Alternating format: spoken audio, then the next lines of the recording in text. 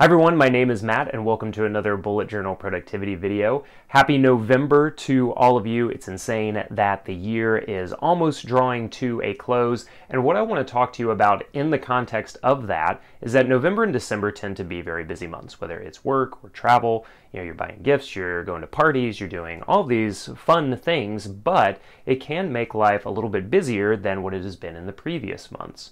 And so what I always find myself doing, and what I'm going to share with you today, is how I do this upgraded rapid logging, which is a very classical bullet journal system, but I'm still detaching the time of day agenda items like meetings or child pickup or appointments that I might have, in addition to just rapid logging of tasks and notes. So I'm going to show you how I combine those two together when I am short on time but still busy on the things that I have to do.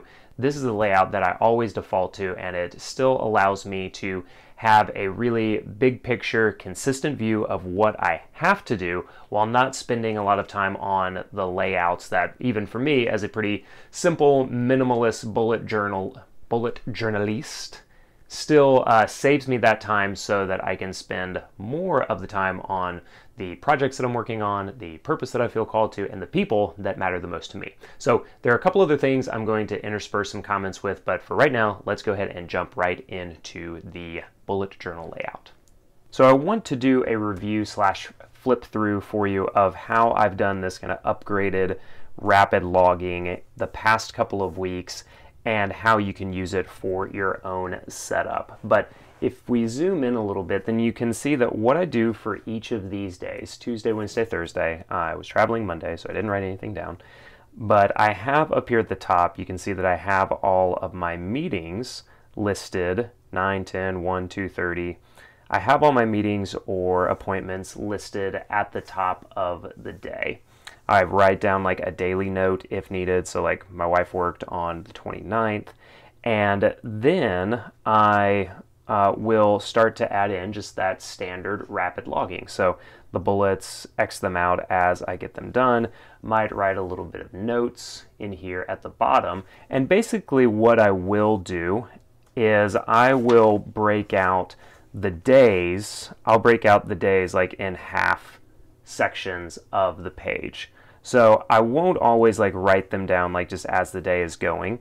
And to give you a little preview, kind of look, this is more of a plan with me for November, is the way that it would look for a week, so this is the week ahead, is that it would be Monday, Tuesday, Wednesday, Thursday, and then Friday, Saturday, Sunday. So I may not get into adding content, filling up every single dot on here, but from doing this for a really long time now, I know that about a half page of agenda items and rapid logging is pretty good for me. And what I can also do is sometimes I'll have a little chunk right around here where I can put in some additional notes, or what I will also do is just continue on to the next page. So this is where you can see that I'm getting my notes down for this particular video, which is very meta.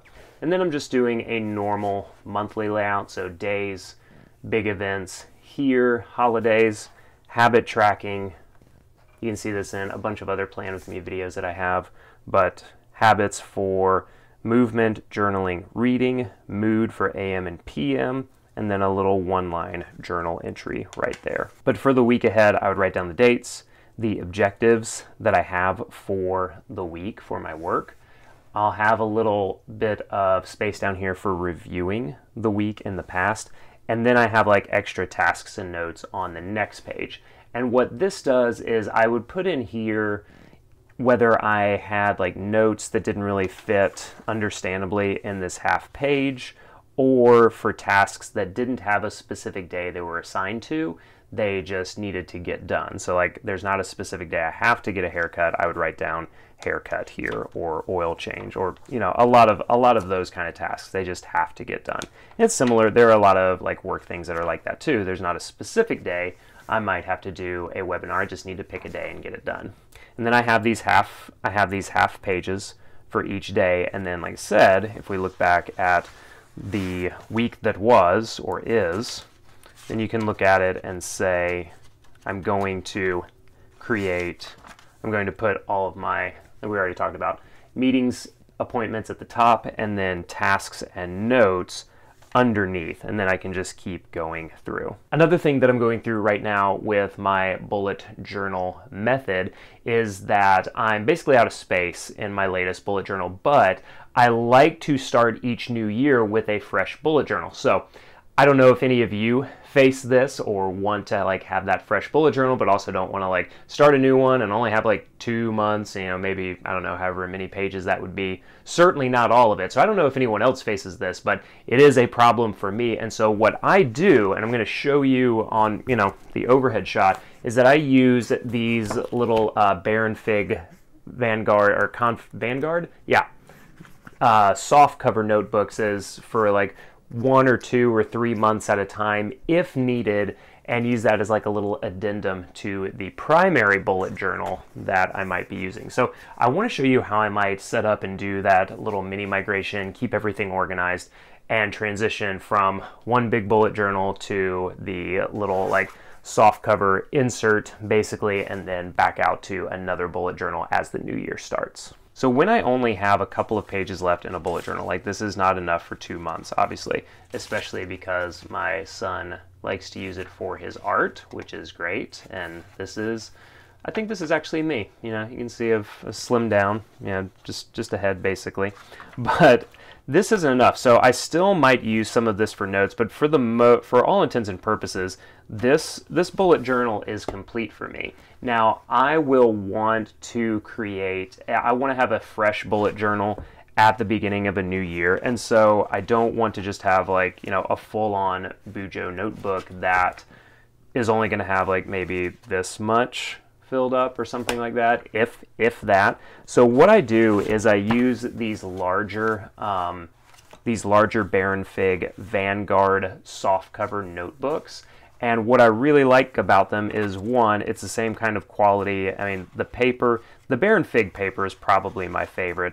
But what this does is it gives me a smaller, flexible way to complete this next couple of months. And what I'll do is when I'm done, I will, you know, when it's done, it's time to go into the next bullet journal. I'll just pretty much tuck it right in there. I mean, it's not a super ideal solution in terms of fit, but you can see that I could still, like, you know, store this on my bookshelf, and this is still going to be like 2019 for the year.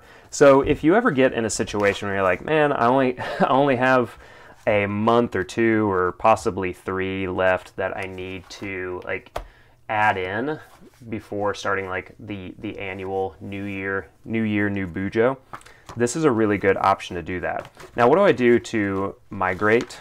I keep my migrations really simple. I don't migrate a ton of content.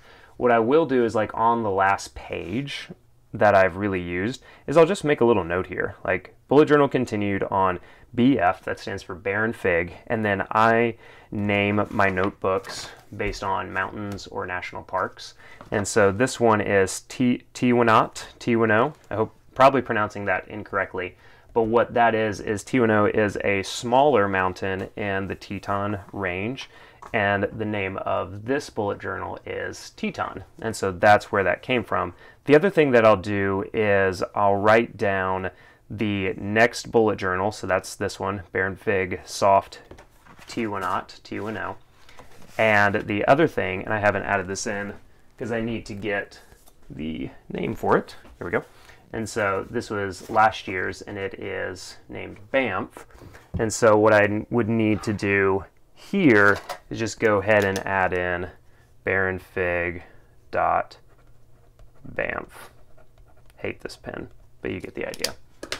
So that way I know the previous bullet journal, this one, 2018 Banff. Next bujo, Baron Fig Soft Tiwanaut. And then inside here, I'm saying these are the dates, November, December 2019, Tiwanaut. Little description of it, a slightly smaller peak in Grand Teton National Park, reference 2019 Bujo Teton book. That's this one right here. And then the previous bullet journal, again, bullet journal official, that like half O at the top, bullet journal official Teton. And then the next one, I'm almost positive, I just wrote it down here for you, almost positive I'm going to start 2020 with the Baron Fig Clear Habit Journal. If you haven't seen this, check out the review video for it. So that is how I would migrate my bullet journals and also create and have a, like, basically a, I think I'm using this term correctly, but like a little addendum notebook instead of starting like, I don't want to start this. I don't want to start the clear in November. I mean, I totally could, and if you want to do that, no judging. That's 100% fine. It's just not something that I like to do, but I also don't, you know, yeah, I don't want to like use a whole nother notebook, whatever. So that's why, basically that's why I like this little thing. And you can get these, I think they're like 12 bucks for 3 of them, so pretty cheap. And then like I said, I'm talking about my objectives for the week ahead, review the week behind, tasks and notes that don't necessarily need or can't fit on the daily rapid logging, and then half page layouts for each day going all the way through, you know, Friday, and then a split grid for Saturday, Sunday, and then I would just start the next week right here. So again, the November 4th, like whatever the weekly layout. First page, this would be days, the 11th through the 17th, objectives, reviews, notes, and then starting Monday, Tuesday. So that is what I would do for my November planning, and also how I would do a little mini migration of my bullet journals before getting into the new year with the Clear Habit Journal.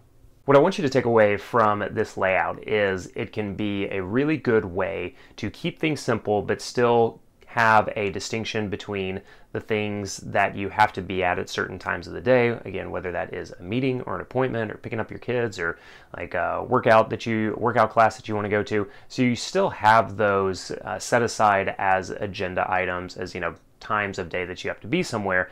But then it also gives you a good chunk of rapid logging time where instead of doing, like for me, like writing out every hour of every day and, you know, something like that, it still gives me a good way to look at, like, here are the meetings that I have, here are the tasks that I have to do, and, you know, I can still expand on that anywhere that I need to, but it helps me get through the daily preview a lot faster and the daily review. So this is especially good when I'm being really efficient with my time. I understand what I need to do on an hourly basis. This wouldn't work as well if you were doing like a time blocking, if you were doing a time blocking calendar setup, because it's not listing all of the hours in the day that is so efficient for time blocking. Now, another thing that you could do is you could time block in a digital calendar like Google Calendar or something, and still like do your primary like scheduled meetings and tasks inside of the bullet journal. That could be a really good way of balancing a digital and an analog system. So that's an idea for you as well. Thank you so much for watching this video. If it's your first time here, make sure you give it a thumbs up if you like it, and subscribe if you really like it. And like I've said at the end of a lot of videos, if you're watching the end of this and you're not subscribed, then you're probably like it and you should subscribe, because we have a great community around here. The comments are excellent. So if you have any thoughts on rapid logging or just like more efficient, concise bullet journal systems or methods that you might use, please go ahead and drop those into the comments below, and we have a really great community that likes to talk to each other. So that's fantastic. Thank you so much for watching. I'll see you next week with another video, but until then, happy November and happy holidays coming up real soon.